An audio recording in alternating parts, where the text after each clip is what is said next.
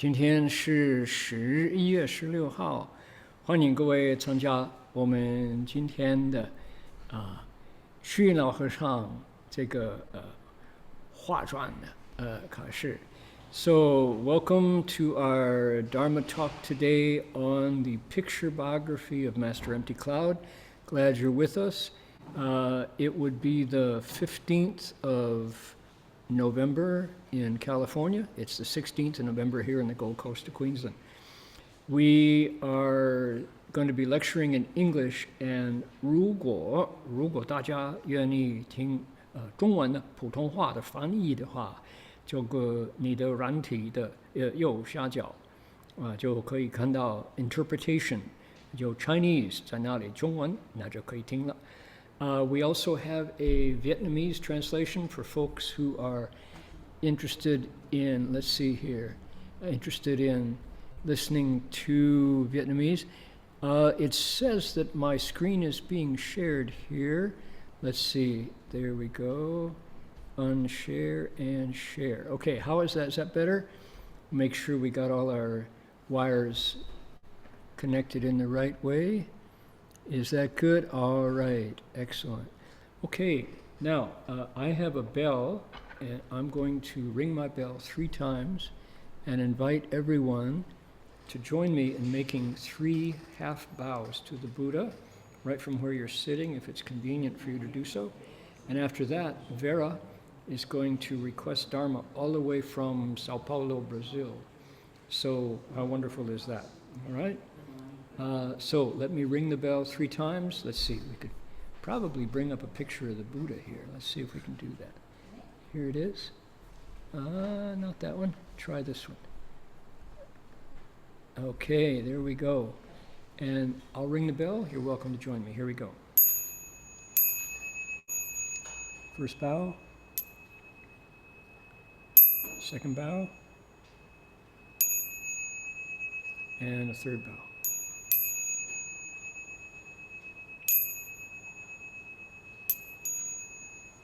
All right. Now give me a second here, and here's our Dharma request. Okay, Vera, if you would like to request Dharma, please go ahead and do it now. 恭敬大德圣经，为此法会集切众生，请转妙法轮，教导我们如何了生脱死离。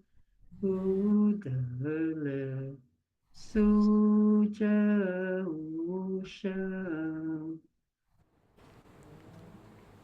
With the Sangha, with great virtue, out of compassion, for the sake of this assembly and all living beings, please turn the wonderful Dharma wheel to teach us how to leave suffering and attain bliss and end birth and death, and quickly realize non-birth.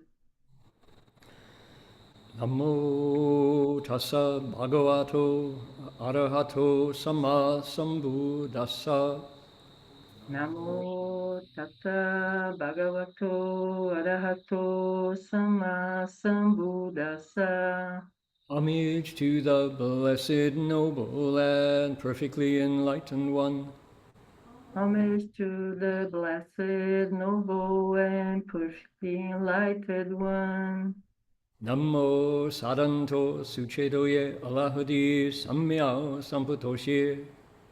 Namo Sadanto Sushadoye Alahodi Samya Samputoshe. 无上甚深微妙法，百千万劫难遭遇。我今见闻得受持，愿解如来真实义。Supreme and wondrous Dharma, subtle and profound, rarely is encountered, even in billions of eons. But now we see and hear it and accept it reverently.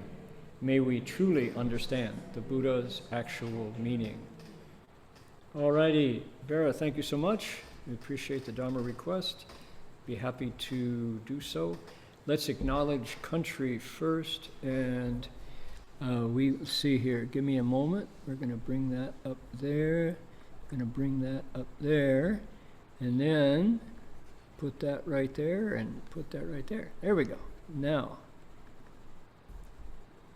we would like to respectfully acknowledge the Kombu-Meri people of the Ugambe language region, that's here in the Gold Coast, as traditional storytellers and custodians of the land where the monastery is located.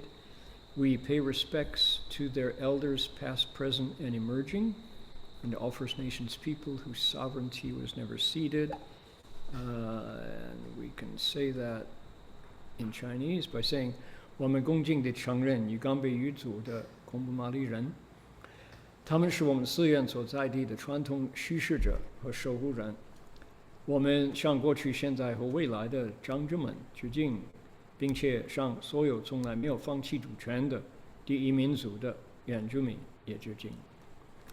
Okay, and follow Master Xuyun Hua's transmitting to us the traditional way of lecturing protocol that includes what's called the bell song. So here we go. Bell sound wide resounds throughout 100 million worlds. The Buddha's law is heard and spread all throughout the triple world. The wondrous sounds that everywhere fill the Dharma realm with peace. May those who hear it gain the strength to follow in faith the Buddha's path. 众生传3000界内佛法扬万亿国中，共宣其法界和平，利益报他那后的。Okay. Alrighty, that's so wonderful that we can have our Dharma request in 2 languages coming from Sao Paulo, Brazil, and we can open our lecture today in a traditional way. So right now, I see there are 67 of us online. We're getting back to 68, and probably by the time we're done naming, we'll be up to 80.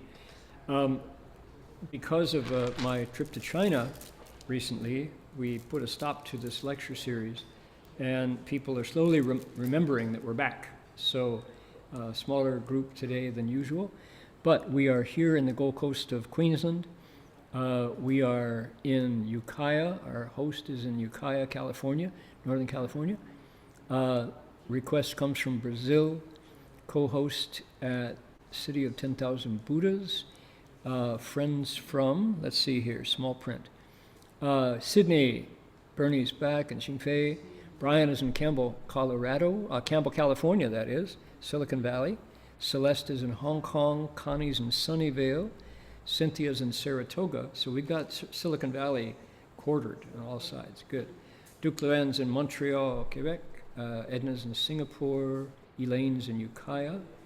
2 Elaines in Ukiah, let's see here. Mr. Guo is in Liaoning, Florence is in Ukiah, Hans is in Portland, Guo Hong's in Alameda, California. Then we have friends from Berkeley, from Jakarta, Indonesia, from Kuala Lumpur, Malaysia, from Shandong Province, from Kansas State, San Rafael, New York City, Singapore, Bay Area, St. Petersburg. Michael, I hope all is proceeding after the cleanup from Hurricane Helene and all. Mesa, Arizona, Calgary, San Jose, Memphis, Seattle, Oklahoma. Let's see here. San Jose, Mission Viejo, Virginia, Vietnam. Yendo is here with us. Vancouver again. Then we switch over to another part of the world, and we have Inner Mongolia, Baotou, Neimenggu, Heilongjiang, Beijing, Liaoning, Anhui, Guangzhou, Liaoning, Xi'an, Beijing. Let's see here, Yanhai in Zhejiang, 安徽苏州. Let's see here. Jixi, that is in, where are we? Okay, in Shanxi, all right. This is tiny print, I must say. Heilongjiang, Harbin. Let's see here. Shanxi Taiyuan, Xingliangyue, 欢迎欢迎. Okay, good. 李先生参加了. Okay. 上海, Tangshan, 河北. 还有哪里? Harbin, 浙江, Nanjing, 广东, Shanghai, and Liaoning. Okay. There we go. That's fun to look around the world and see where we all come from. Okay, yes. Alrighty, good. Now, what are we doing? This is an hour lecture, and we are following the biography of our grand teacher, Master Empty Cloud, Master Xuyun, who lived to be 120 years old. And he did that with never having eaten a single McDonald's Whopper. He's a lifelong veggie. That's moms who are afraid that if you don't feed your kids raw meat, they won't make it into the university. Maybe think twice about that, consider some options. So Master Empty Cloud's 120 years was divided up into 200 stories. 200 stories were synthesized out of his 120 years of life. And this is done by our teacher, Master Shenhua, the Dharma heir of Master Empty Cloud. And he found an artist in Hong Kong and commissioned him to draw a beautiful ink drawing for every one of those 200 stories. And then Master Shenhua further wrote a commemorative verse to summarize the events of each story. The results of all that work was what became known as Master Empty Cloud's picture biography. And we have an online, a beautiful bilingual translation, the original Chinese and then the English translation, laid out with the verse and the picture. So we have been going through that, usually 2 episodes per week. And we have, the master is now 50 years old. It's, when you live to be 120, you span centuries. So he were still in the 19th century because it's right here. It is 1889. It's the 15th year of the Guangxu reign period of the Qing dynasty. And he's 50 years old. That's not even half of his life. So kind of reorient your priorities when you think about somebody who lived that long. We've been with him now through one of the major events of his life, which was a 3 steps, 1 bow pilgrimage that he took from eastern China, actually from an island off the coast, and then he ferried over to the mainland and started again, and bowed all the way from Putoshan to Wutaishan, 3,000 Chinese miles, 1,000 Western miles, and took, of the 200 stories, that took up 36 episodes. So he arrived at Wutaishan. He had some spectacular natural events that kind of heralded his successful pilgrimage. He started traveling to all the monasteries at Wutaishan, this Buddhist capital out in the west, and then he continued to Zhongnanshan. He did a tour of all of the Buddhist sites in western and northwestern China. He just finished touring Tibet, and today he is in a place called Arhai. So we'll start right here and read the Chinese. Now this is not the Buddha's words, so we don't put our palms together, but your folks are welcome to read along with me if you care to. Here we go. 7月启程回国，有腊戌，过函龙关，至云南边境，而缅宁、龙陵、景东、蒙化、赵州下关，至大理府，观洱海银涛，声闻数理，叹为其观，犹如白龙翻波逐浪，跳跃潜藏，隐显其中，殊为其特意境。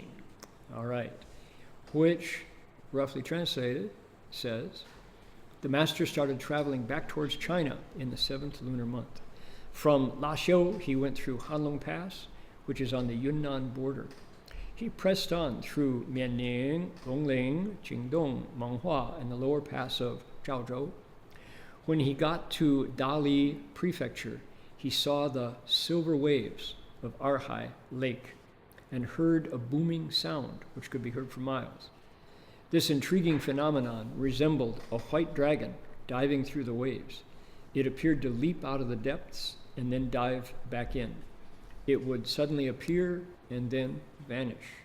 This was remarkable scenery indeed. Okay. Here is the original text and the illustration by the Hong Kong artist who was invited to make these stories visual. So he's on a lake shore, and this is a remarkable place where some of the natural phenomenon have for centuries made people, the way the water and the air interact, the waves look silver. And as they jump, it seems, as the waves crest and fall, it seems like there's some sort of animated creature coming out of the water and then going back in. So this is a natural phenomenon. And Master Empty Cloud on foot, after coming down out of Tibet, from Lhasa. Last week he was actually in Burma at the Golden Pagoda, Shwedagon. But prior to that, he was in Tibet. So this monk covered more ground on his feet than many of us do in airplanes. So here's the Chinese verse. We ready? It goes, 洱海银涛造化为，山川冢岭演玄机，对镜观心心不得，超然解脱大自在。In the silver waves of Arhai Lake lie some subtle secrets of nature. The mountains and rivers' spiritual energy show a mysterious state. You might look for the mind amid this scene, but the mind cannot be obtained. This transcendent liberation reveals great self-mastery. So, Master Hua's verse, this is composed by our teacher. These are history. This is just a retelling of the facts. But Master Hua's verse turns it towards Dharma, particularly the Chan school, because Master Empty Cloud was considered the main figure in the Chan school for the last 200 years. So there we go. Once again, face 对镜, looking at a state like the ocean, like the silver waves of Arhai, and then you contemplate the mind. But the mind cannot be gotten. There's no mind to grab, and yet with that no mind, you still contemplate states. 超然解脱. With this insight, you transcend birth and death. You are liberated, and you are 大自在, which is one of those phrases that is a challenge always to translate, but you have sovereign self-mastery. You're the boss of birth and death, essentially. So, from natural phenomena to the emptiness and yet existence of the mind is Master Hua's tremendous skill with verses. You can look for the mind amid this scene, but you still can't get it. and yet you're right there looking at the scene. Transcendent liberation reveals great self-mastery. Okay, where are we talking about? We are talking about this place, Arhai. Let's do the cinematic bird's view. Here we go. Okay, here is Arhai. Tibet is, here we go. Tibet is up here. This is the Tibetan border. And here is Arhai.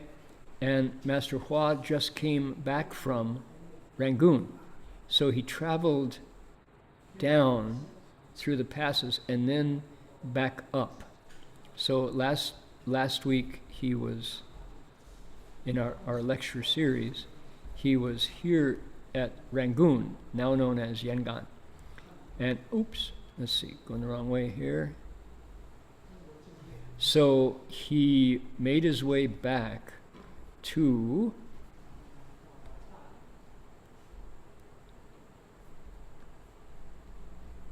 here, Arhai. Now let's take a look. I'm going to zoom in here.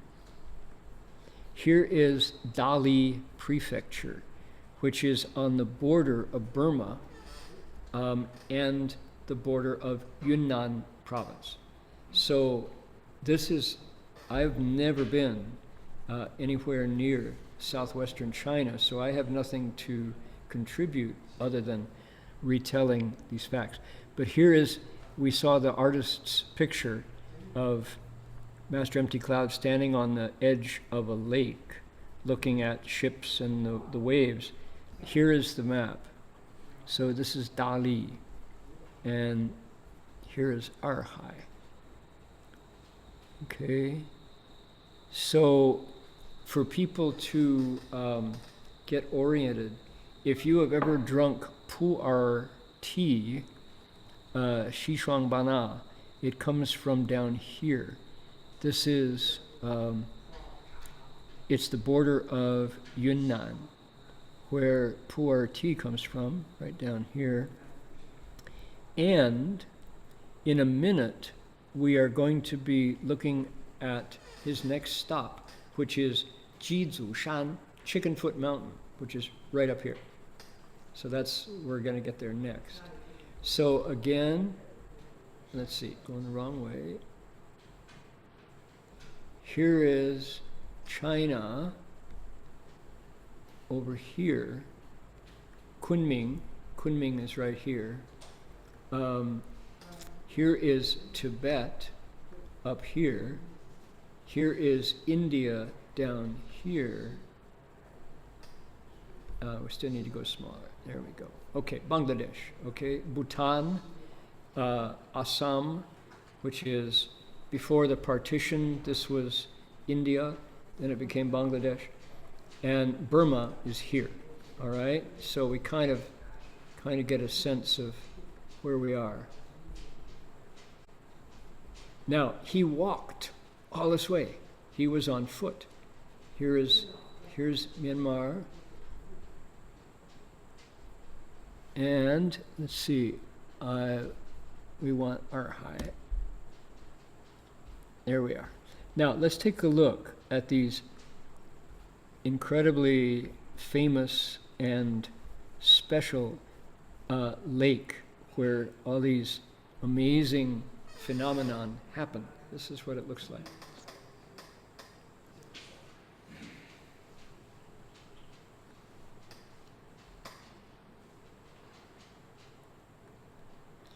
So another way to say it is the 120-year life of Master Empty Cloud, that's many 200 separate episodes that are worth retelling happened in the space of 120 years, including rebuilding the Chan school in China and restoring 5 different branches of it, including our Guiyang school, after its transmission was broken. But in this phase of his life after the pilgrimage, he's a tourist. And as a result, we get to tour and see places that otherwise I would never know. So this is all Arhai, silver waves of Arhai, out on the border of Yunnan province and Tibet and Burma. All right? So far so good. We kind of have a sense of it. All right. Let's keep moving here. Hold on. Remarkable scenery for a tourist monk to see. Okay. Coming up next. Jizu Shan Bai Jia She, bowing to Mahakashyapa in Jizu Mountain. Again, it's now 1889. He's 50 years old, and he's on foot in southwestern China. You ready? Here we go.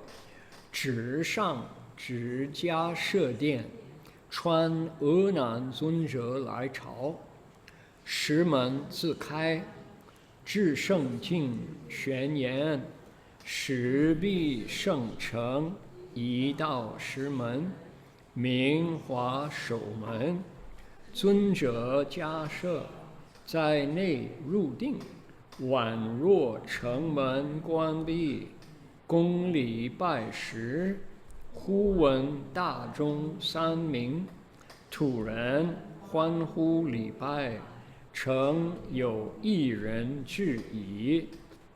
Okay. The master then went directly to the hall of Kashyapa. It's said that when Venerable Ananda came here to pay his respects, the huge stone door opened by itself. The master went to the shrine, which was a large cave on a precipice. The entrance was blocked by a stone door called Hua Shou, the chief flower gate, which looked like a large gate set in a city wall. The Venerable Mahakashyapa, deep in samadhi, sits within. The master bowed, and suddenly a huge bell tolled 3 times. The local residents were surprised and delighted, and everyone bowed to him. They knew that a sage had arrived. Okay. So let's look at the original Chinese here. Jia, this character is ordinarily read Ye. When it's the name of the first Buddhist patriarch, it's She, Jia She, Jia She Zunzhe, Moha Jia She. So Mahakashyapa. This character does double duty. So it is said that Chuan, Unan Zunzhe, Venerable Ananda, the second, depending on how you count. If the Buddha was number 1, then Kashyapa is number 2. If Kashyapa follows the Buddha and is the first patriarch, then Ananda is number 2. So Venerable Ananda came to pay respects, says the tradition, and there was a stone gate that opened up all by itself. That's how the legend goes. So, 智生景玄念, he saw this amazing stone, this giant gate, and it was in the shape of a gate. The story goes that Mahakashyapa is inside this rock, sitting in samadhi, waiting for Maitreya Buddha to arrive. That's how the story goes. So Chickenfoot Mountain, Jizushan, claim to fame is that this is where the monk, the ascetic monk, whom the Buddha passed on the Dharma to, didn't die, so to speak, air quotes around die. Instead, he crossed his legs, focused on his mind, and entered samadhi, waiting for the next Buddha to arrive so he can pass on Shakyamuni Buddha's robe to him, indicating the continuity of the Dharma and the Sangha order, etc. So that's how the legend goes. Now, here's this mountain, here's the scene, here's this giant rock which looks like a door, and there's a legend, there's a tradition that Mahakashyapa's inside there somewhere. 入定，在内入定. Okay? So, Buddhist lore, Buddhist legends happening here in Yunnan province at Chickenfoot Mountain. I have never been there. I haven't seen it myself. I know Professor Ron Epstein, Igorong, has been there, has Madalena Tan, our elder Dharma sister, has led delegations to Jizushan. So this is a legend that's been passed on for at least 2,500 years since the Buddha's time. So just to say, this is one of those wonderful Buddhist stories. Now, when did the stories kind of, just show up, stand up, and come alive in our contemporary world? Well, when a monk comes and bows, pays his respects, and a bell rings 3 times with a huge, deep, tolling sound. That's when people pay attention and say, what just happened? And the locals who know the details of the story say that this bell that is there with Mahakashyapa only tolls when a sage, someone who is already awakened, appears. Well, for example, 忽闻大众三名，突然欢喜礼拜. So, when Master Empty Cloud went to bow, this bell rang 3 times. And the locals, the Turan, local folks there, were delighted because here is the story that great-grandfather passed on to grandfather, and grandfather passed on to dad, and dad is holding it now and telling it to us. And I just heard a bell ring. Like, oh, let's look at this skinny monk with a long beard who came down up from Burma, having been in Tibet recently. Master Empty Cloud. What did they say? 有一人至. An unusual monk has come, they said. Right? So here he is. Here's the art. Local folks are watching this rag-robed monk bowing at a rock.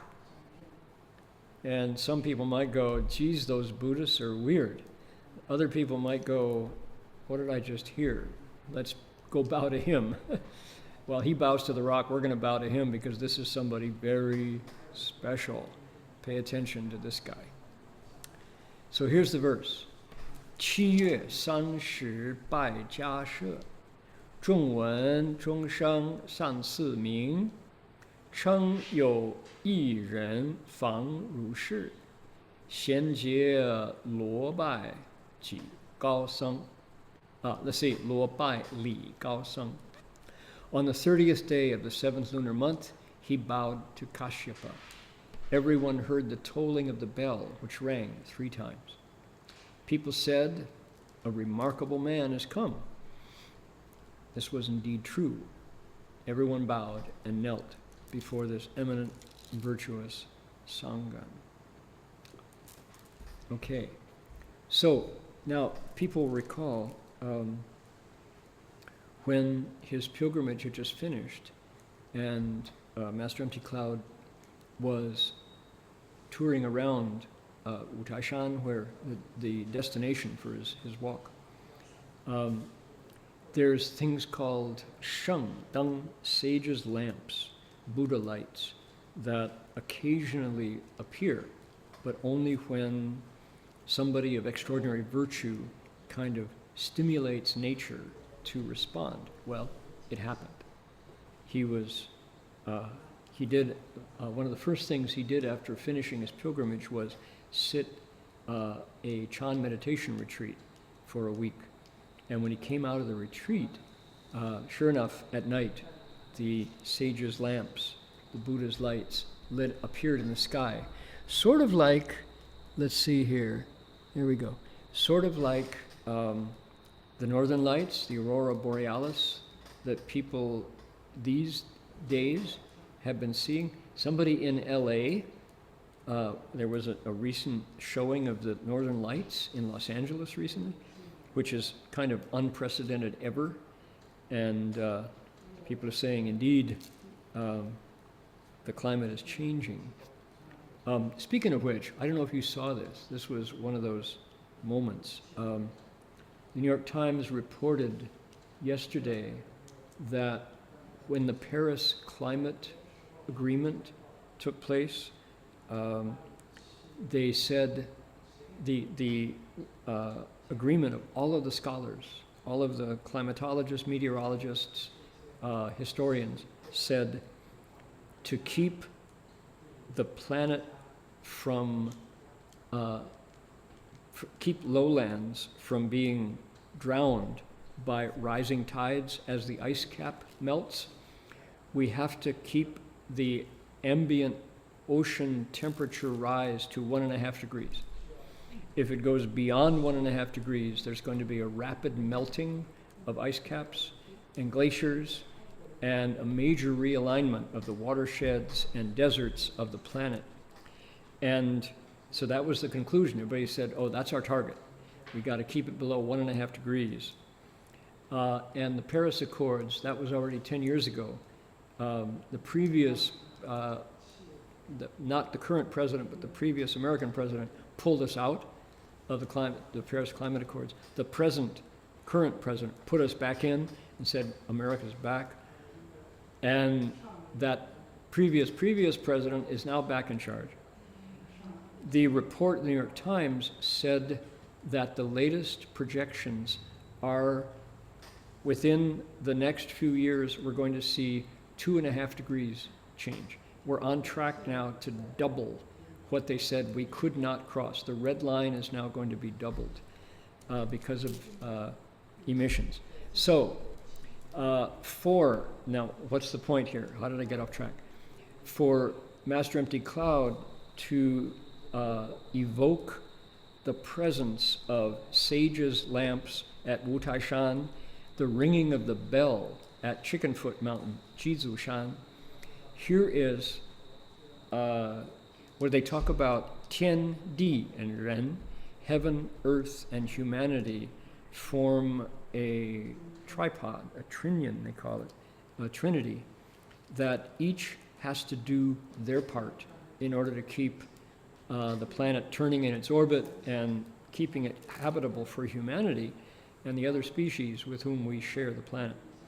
So when humans do something superb, something excellent, something that is better than expected, right? When we become extraordinary, heaven and earth register it through these, quote, supernormal phenomenon.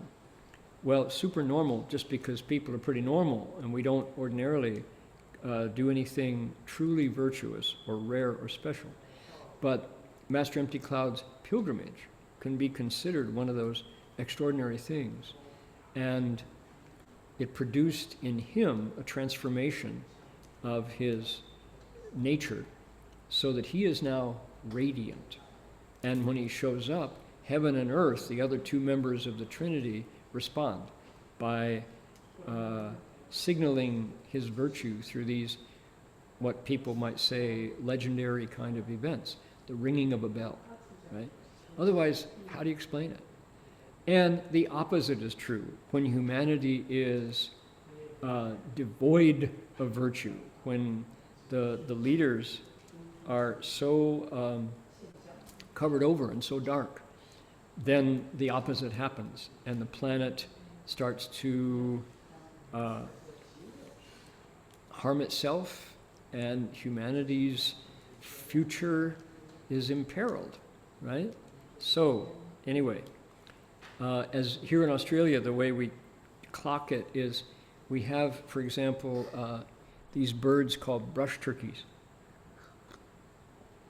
Brush turkeys, according to the ornithologists and people who pay attention, say they have evolved least. The brush turkeys look very much like they did tens of thousands of years ago. They haven't evolved much because they're perfectly suited for their environment here in the hinterlands of the Gold Coast, for example. And maybe they were a little bigger, maybe a little smaller, but their lives, their styles, their habits, their environment haven't changed much since the time of the dinosaurs. And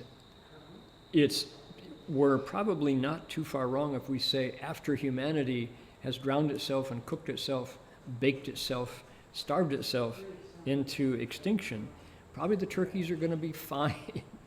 They may be just exactly, the people went, okay, maybe the air is a little cleaner now. But so. Anyway, just saying. Now, let's take a look here. Part of the story has to do with Mahakashyapa.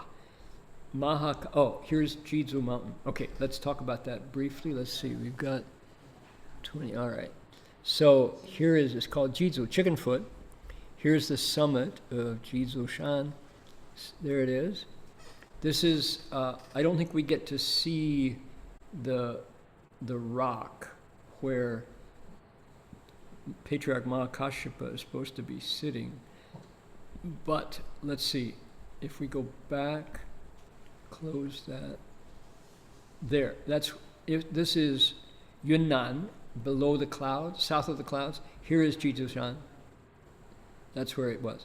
And Arhai, here's the lake, right here, right beside where Master Empty Cloud was. So it's northeast of Arhai, and dense forests and bamboo groves. It's been known for a long time since the Three Kingdoms, which is like the 3rd to 4th century. In the Tang Dynasty, the temples were built in the Ming and the Qing, where Mahakashyapa is. And because Mahakashyapa is said to have entered Samadhi there, of course, lots of legends have grown up around Mahakashyapa. Here is one image of him. Let's talk a little bit about him. He is said to, this is in Rajagriha in India, where he was. He is considered the chief ascetic, Ko Xing-sang. He is said to have mastered all 13 of the Dhutanga practices. Here is an image of him from the 4th century, right here. This is how people thought he looked back then. Tough guy, very tall. Here is the head of a statue of Mahakashyapa from Dunhuang, from the Mogao caves in Dunhuang. So Tang Dynasty, from the 6th century, this is how they thought he looked. Now, Mahakashyapa has lots and lots and lots of stories about him. And to his right, this figure is Venerable Ananda. To the left is Mahakashyapa. And these are often depicted with the Buddha Shakyamuni as his 2 major disciples. But inside, the interesting part about this is both of them are Buddhist monks, bhikshus, but they represent very different polarities of how people have said one should be a Buddhist monk. And there's one strain of Buddhist teaching that says the 2 of them were, not to say rivals, but they didn't get along. Mahakashyapa was critical of Ananda for doing such things as allowing women to ordain and create a Bhikshuni Sangha. Mahakashyapa's view was that as soon as you let women into the Sangha, the life of the Dharma will be shortened by 500 years, he said. So, yeah, misogynist much, yeah, a lot. So, different stories, different ways the legend is passed on. What we do know about Mahakashyapa, here we are, take a look at this one. Here is the Buddha holding a flower. Mahakashyapa, check out his eyelashes, his eyebrows here. He is the ascetic monk who was strong and could withstand all of the discomforts that come with ascetic practices. The Buddha as he wanted to pass on the Dharma before his nirvana, held up a flower and said, what? What did he say? He said, 无有正法眼藏涅槃妙心实相无相微妙法门不立文字教外别传直指人心见性成佛复具于摩诃迦舍. Okay, that's how the tradition goes. The Buddha, it is said, at one point, just before he entered nirvana, said, I have the right Dharma, storehouse, with me. The wonderful mind of nirvana, which is the actual reality beyond appearance, the Dharma door that is subtle and marvelous. It exists beyond literary expression, beyond words. It's the special teaching beyond the teachings, the special transmission beyond the teachings, where we point directly to the human mind, see our nature, and become the Buddha. And I'm passing it on to Mahakāshyapa. Okay, this is how the Chan school begins. So this is the, if you ask, what is the Chan school? And how come we don't find it much in India, interestingly? What happened to it? Well, Bodhidharma brought it to China before the Tang Dynasty and started it there. And then we get the teachings of the second patriarch cut off his arm to get the snow to turn red, and get the teachings and the robe and the bowl passed to the sixth patriarch, and the sixth patriarch ordained 20 plus disciples, and the Chan school began, right? That's kind of how one strain of the Chan school tells the story. This is the preceding event that moved from the Buddha to the next generation of disciples. He says, I've got the right Dharma, treasury, the wonderful mind of nirvana, the actual reality beyond appearances, the wonderful and subtle Dharma teaching that goes beyond language, special, mind sealing the mind, seeing the nature, becoming a Buddha, and I pass it on to Mahakāshyapa. Okay, that's this. That's happening right here. This is how the story goes. Now, what happened next, according to the legends, is Mahakāshyapa convened the first council, they say. This is how the teaching goes on. And in that council, the arhats, those who had already awakened, the Buddhas entered nirvana, the arhats met and passed and said, while the Buddha was alive, he said, don't write down the sutras, right? Now we got to write them down or they'll be forgotten. So the arhats met to agree on what the Buddha taught. That's when the sutras got set into print for the first time. Ananda was not yet an arhat.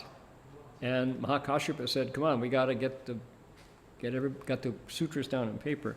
He told Ananda, if you don't realize your mind, we're going to leave you out. You're outside the door.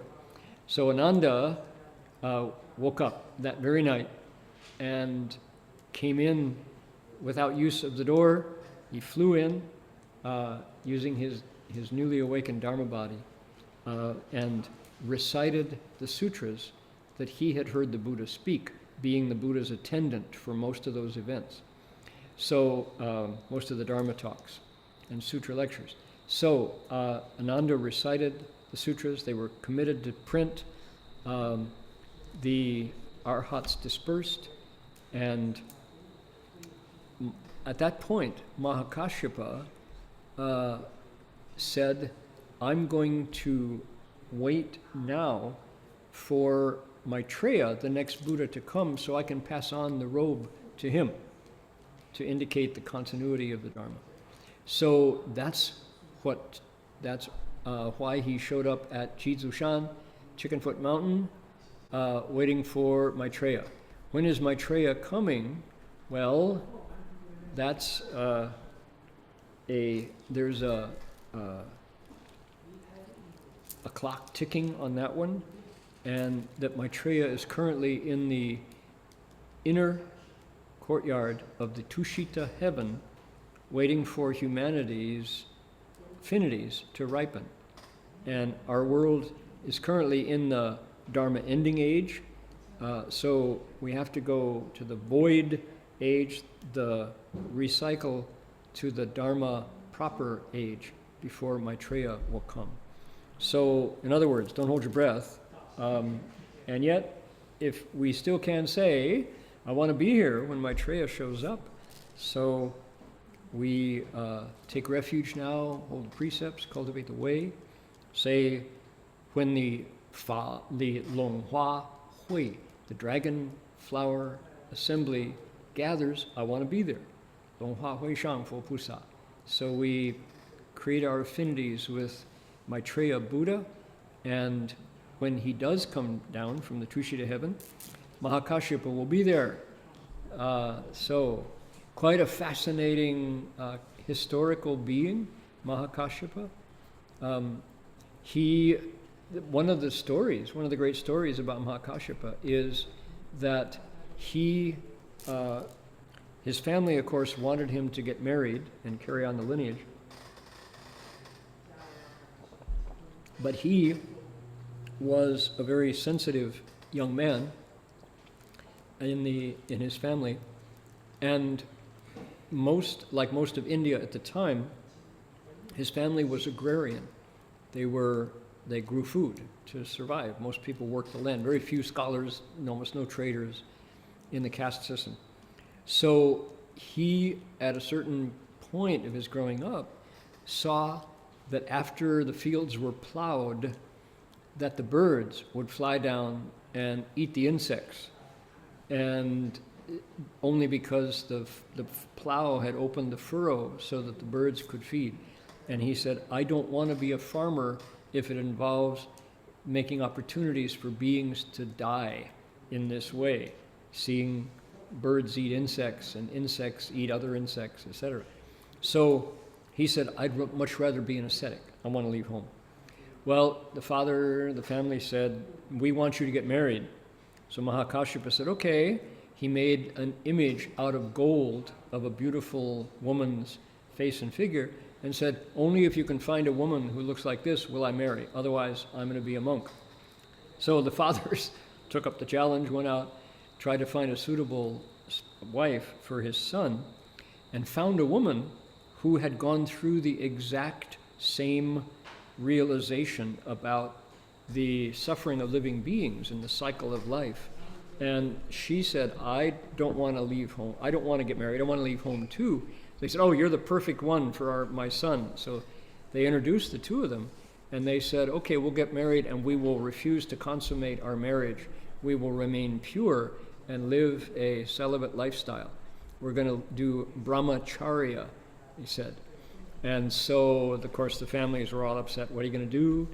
So the two of them did stay pure, supporting each other's celibate, monastic, cultivating, ascetic lifestyle. And Mahakashyapa left home first, and then saw his wife go off and follow some other non-Buddhist teacher and suffer for it, because women in India then, as in many places now, were considered property. And so he brought his wife, whose name was Bhadra, I believe. She came into the Buddhist Sangha, even though Kashyapa had initially opposed Ananda's creation of such an order for women.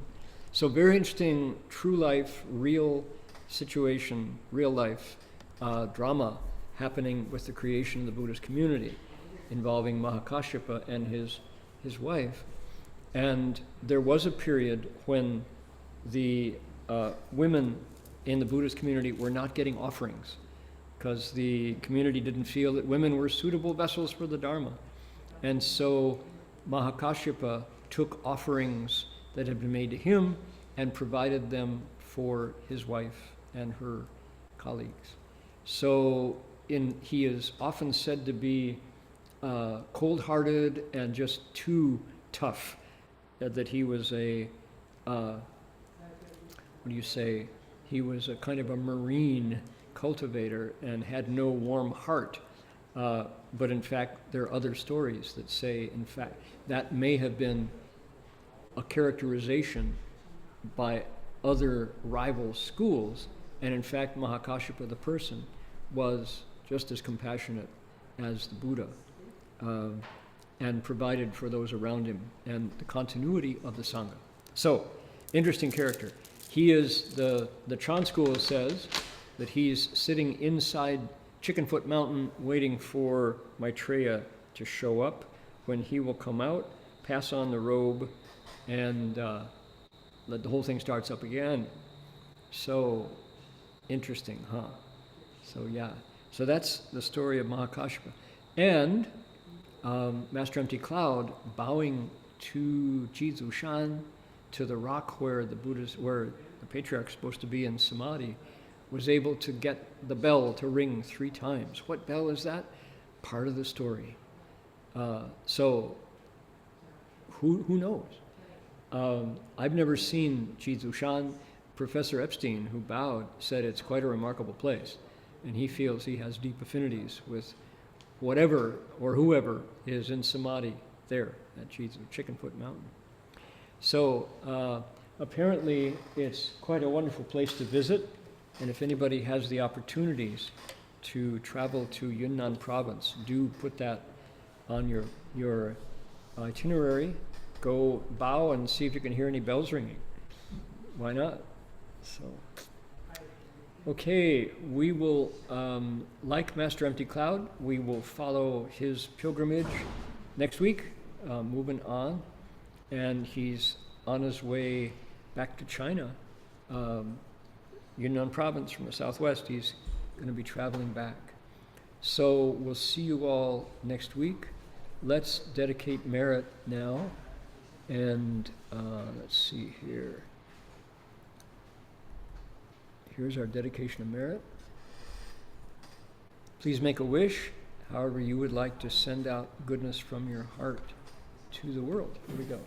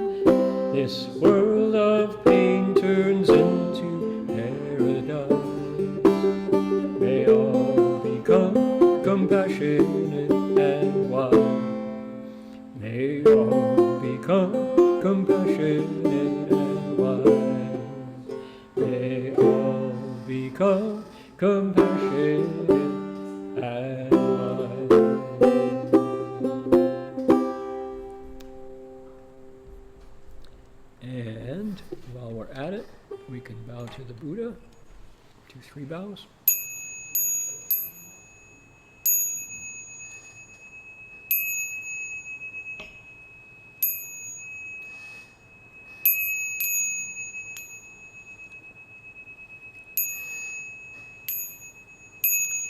Bow in respect to the Venerable Master. Oops, wait. Don't go away. Hold on. We got to have Sherpa's picture up there. There we go. All right.